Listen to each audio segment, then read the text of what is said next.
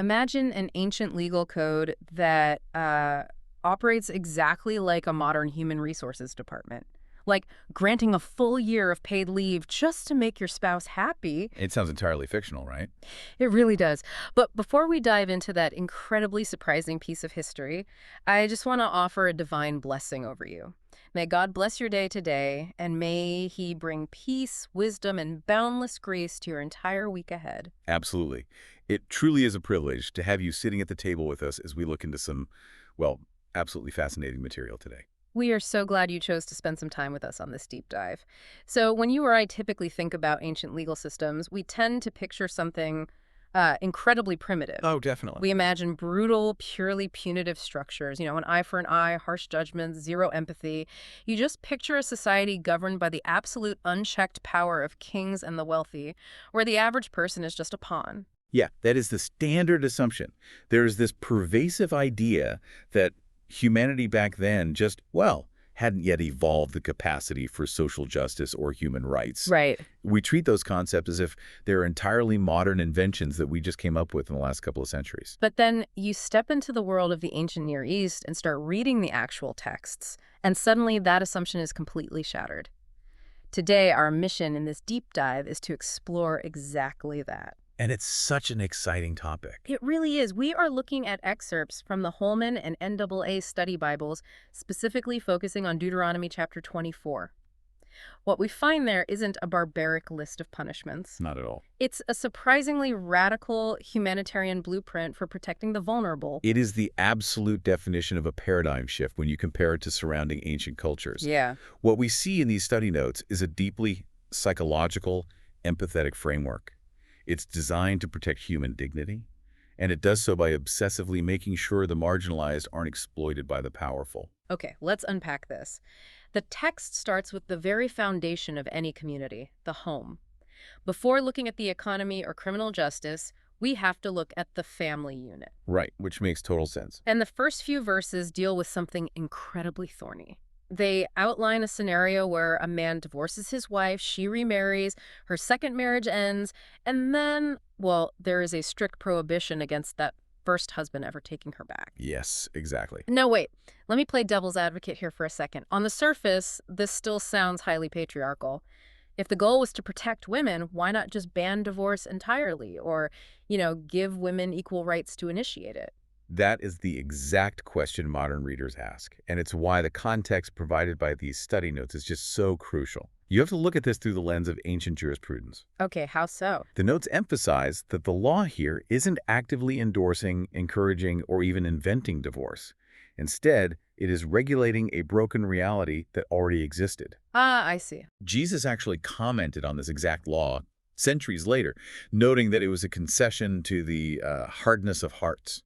Meaning, if you try to flat out ban divorce in a deeply patriarchal ancient society where men hold the power, it doesn't save the marriages. Right. It just puts women in physical danger because husbands might resort to worse methods to get rid of a wife they no longer want. Precisely. It was a way to preserve a minimum level of civility and safety in a theocracy. Yeah. But the core purpose of these specific verses, forbidding the first husband from taking her back, is deeply protective against financial exploitation. I'm trying to picture how that exploitation would even work, though. Like, why would he want her back if he already divorced her? Well, it comes down to dowries. If a man divorces his wife and she remarries, her second husband provides a dowry or a financial settlement. Okay, tracking with you. If that second marriage ends, either by divorce or death, she might possess some of that financial security. Oh, wow. So if the first husband were allowed to just take her back, he might be doing it purely to acquire that second dowry. The law stops this cold. That makes a lot of sense. It prevents a scenario where a woman is essentially passed back and forth between men for financial gain. Ah, I see. It's basically an anti-speculation law. It stops men from treating marriage the way a day trader treats a stock. Exactly. Dumping it when the perceived value drops and trying to buy it back when it becomes profitable again. Without this prohibition, you'd have people treating a marriage certificate like a toxic real estate transaction, Yes. where the woman is just the asset being traded. Taking it a step further, The notes point out that forbidding the first husband from ever receiving her back would force men to think very, very carefully before initiating a divorce in the first place. Because they can't undo it later. Right. It puts a heavy legal brake on impulsive, cruel behavior because the decision is permanently irreversible. Which is an intense regulation of marriage, but then the very next verse flips the script completely. It's about newlyweds, and this is where that HR analogy I mentioned earlier comes in. I love this part. Verse 5 says that a newly married man gets a whole year off. He doesn't go to war. He has no public duties imposed on him. He just gets to stay home and, as the text says, make his wife happy. It's amazing. I mean, if you were listening to this on your commute, try pitching that to your boss today. Sorry, I can't come into the office or take on any new projects for the next 12 months. I need to bring my spouse joy. It sounds almost too utopian to be real, honestly. But the NAA study notes reveal the strategic societal brilliance behind this. This wasn't just a romantic year-long honeymoon. Right. In the ancient world, survival was precarious. This exemption allowed the couple the time and space to establish their home and, crucially, to potentially have at least one child before the husband risked his life in combat. Wow, ensuring the family lineage and stability. Exactly. So if we establish that the law fiercely protected the family unit and their lineage, we have to look at the biggest threat to that family. An ancient family is usually only one bad harvest away from starvation. Oh, absolutely. How did the society handle it when people inevitably fell into debt? Because debt is usually where the gloves come off and people lose their humanity. But here we have the millstone rule. What's fascinating here is how incredibly specific the law gets to prevent utter ruin. It doesn't just say, be nice to poor people. It gives actionable, strict limits on wealthy creditors. Yeah, verse 6 says you cannot take a millstone, or even just the upper piece of the millstone, as a pledge or collateral for a loan. Right. To a modern ear, a millstone just sounds like a heavy, primitive rock. But for an ancient family, this was everything. I equate this to a modern repo man. Yeah, I like that analogy. Imagine an Uber driver falls behind on a loan, and the bank seizes his car. Or a freelance designer has her laptop taken as collateral. You aren't just taking their stuff. Yeah. You're taking their ability to ever climb out of the hole. That is a brilliant modern parallel because it captures the loss of livelihood perfectly. The NWA notes explain that the millstone was the absolute basic, essential utensil for food preparation. Wow. In that era, you didn't buy bread at a store. You had to grind grain every single day just to eat. Taking that millstone as collateral meant literally taking someone's ability to feed their children. That's terrifying. The Study Bible explicitly says that doing this was equivalent to putting a lien on the person's very life. Yeah. You are holding their literal survival hostage to secure your financial loan. And the law just flat out says, no, you cannot secure your wealth at the cost of your neighbor's starvation.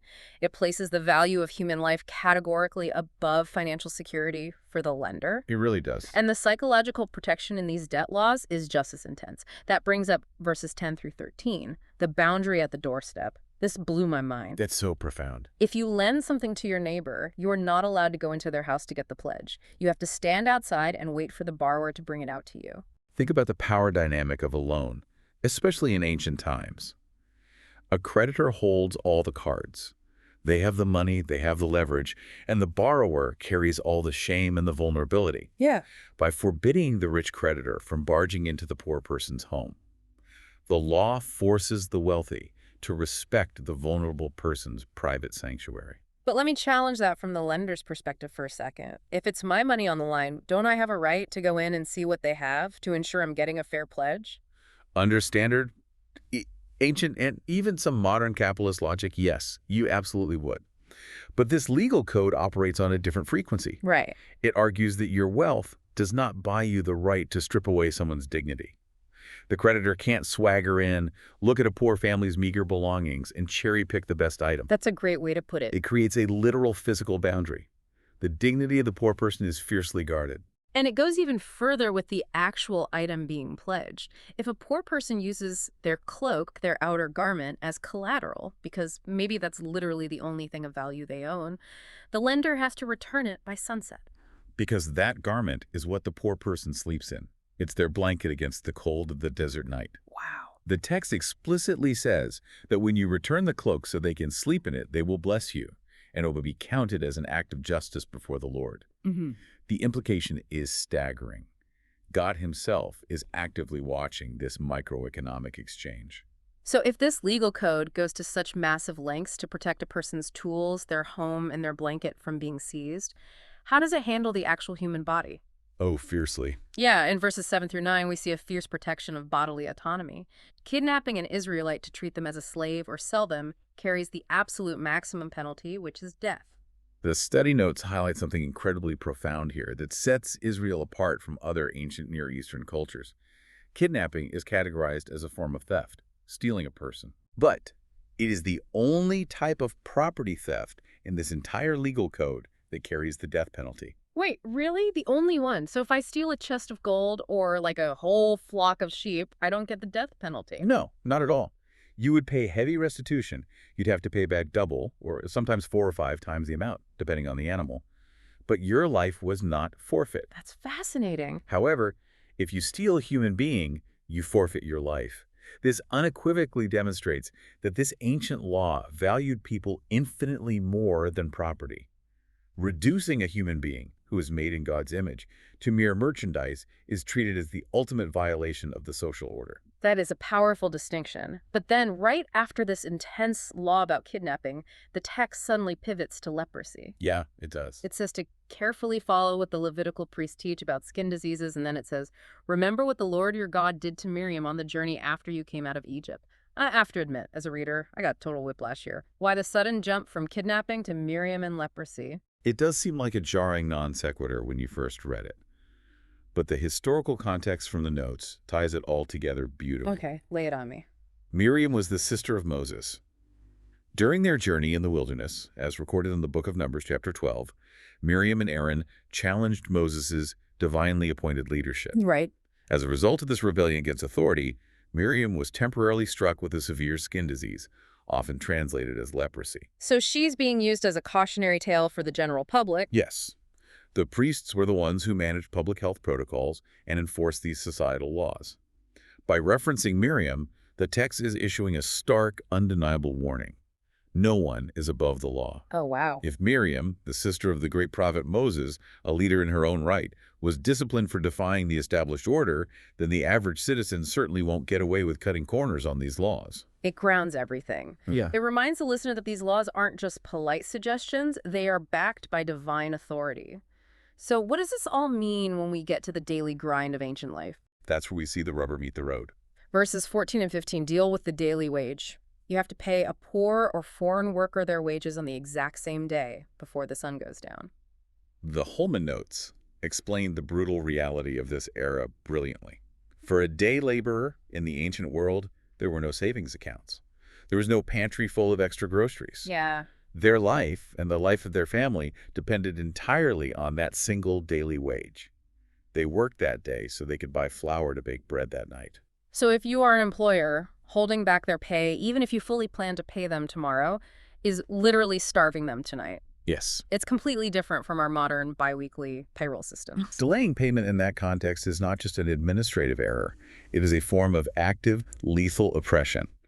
The text says that if you withhold their wage, the poor worker will cry out against you to the Lord, and you will be found guilty of sin. The cries of the exploited reach God's ears directly. Exactly. The employer is held individually accountable for how they treat the person at the very bottom of the economic ladder, which seamlessly connects to verse 16. Right, the next verse. It states that fathers will not be put to death for their children, and children won't be put to death for their fathers. Everyone dies for their own sin. This feels like a massive leap forward in justice. It is a monumental shift. In many surrounding ancient cultures, like Babylon, collective punishment was the norm. Oh, totally. If a builder did a poor job and a house collapsed, killing the homeowner's son, the law dictated that the builder's son be put to death. The family was treated as a single liable unit. That's so brutal. But here, the law establishes strict individual moral responsibility. You answer for your own mistakes, not your father's and not your son's. The Holman notes mention that the later prophets, Jeremiah and Ezekiel, vastly expanded on this concept, right? They did.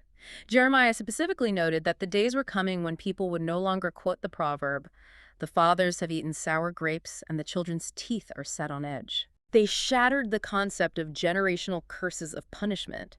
You are judged by how you individually act. We've explored how the law protects the home through marriage regulations, how it protects the working poor through debt limits and daily wages, and how it protects bodily autonomy. Yeah, we've covered a lot. But we haven't touched on the ultimate test of any civilization. What happens to the people who have no work, no land, no husband, and no family? That's the real test. We are transitioning now from individual rights to the community's collective responsibility. This is where we look at the margins of society, the truly destitute. Yeah. Because all the labor laws in the world don't help you if you don't have a job or land to work. Exactly. Verses 17 to 22 outline the laws of gleaning. The text says that when you harvest your field and you forget a sheaf of grain, you cannot go back and get it. Okay. When you beat your olive trees, you cannot go over the branches a second time. When you harvest your grapes, you cannot strip the vines bare. You must leave the leftovers. And who are the leftovers for? The text repeatedly lists the vulnerable trio: the foreigner, the orphan, and the widow. This served as ancient Israel's social safety net. Mm. They didn't have government welfare programs or state-sponsored food stamps. Right. Instead, the law placed the burden of care directly on the wealthy and the landowners. They bore the responsibility to intentionally leave margins for the less fortunate. And it wasn't optional charity. It was a legal requirement to not maximize your own profits. The Holman study notes bring up the most famous, beautiful example of this in action, which is the Book of Ruth. Oh, I love that story. Boaz is a wealthy landowner, and when he sees Ruth, who hits two of those vulnerable categories, being a foreigner and a widow gleaning in his field, he doesn't just let her take the forgotten scraps. Right. He orders his workers to intentionally pull out stalks of good grain from the bundles and leave them on the ground specifically for her to find. He went above and beyond the letter of the law to fulfill the spirit of the law. He viewed his profits not as purely his own, but as a resource meant to be shared with his community. If we connect this to the bigger picture, we have to look at the why. Why is God demanding that they leave part of their hard-earned harvest for strangers? Yeah, why? Verse 22 gives the explicit psychological reason. Remember that you were slaves in Egypt, therefore I command you to do this. Wow. If you are an ancient Israelite, your empathy is legally mandated to be rooted in your own historical trauma. God is effectively saying, you know exactly what it feels like to have absolutely nothing. You know what it feels like to be a foreigner, to be oppressed, to have your labor ruthlessly exploited by the Egyptian empire. So powerful. Therefore, you will not build an empire like Egypt. You will build a society of profound empathy. Their social safety net was a direct reflection of their own redemption. It is truly a masterclass in human empathy. When you pull back and look at Deuteronomy 24 as a whole, spanning divorce regulations, the newlywed year, the millstone, the doorstep boundary, paying the daily wage, and leaving the forgotten sheaves, it is breathtaking. It really is. It's a cohesive, radical blueprint for a society that refuses to let human beings be ground into the dirt by the machinery of wealth and power. It forces anyone studying these texts to realize that true justice isn't just about punishing the wicked. It's about actively, structurally protecting the dignity of the vulnerable. Yeah. It's about building a society where human life is always, without exception, valued more than property. It's an incredible standard. As we wrap up this deep dive into these ancient texts, I know there is so much more we could discuss, but I think we've hit the absolute core of it. We have. And as we leave you today, I want to leave you with one final unscripted thought to mull over as you go about your week. Something that builds on everything we've just discussed. I'm ready. In our modern, hyper-efficient world, we are constantly taught to maximize every single drop of profit, time, and energy. We optimize everything to squeeze out the most value. Oh, for sure. But looking at these ancient laws of harvest, we have to ask ourselves, where are our gleanings? Are we harvesting the margins of our own lives, our time, our money, our emotional bandwidth, so closely that we leave absolutely nothing behind for those who might wander into our fields needing help? That is a haunting and beautiful question to end on. Thank you so much for exploring this with us today. It has been a truly eye-opening journey through the study notes of these ancient laws. And as we close, I want to say it again clearly. God blesses all the listeners. Thank you for being with us, and we will catch you on the next deep dive.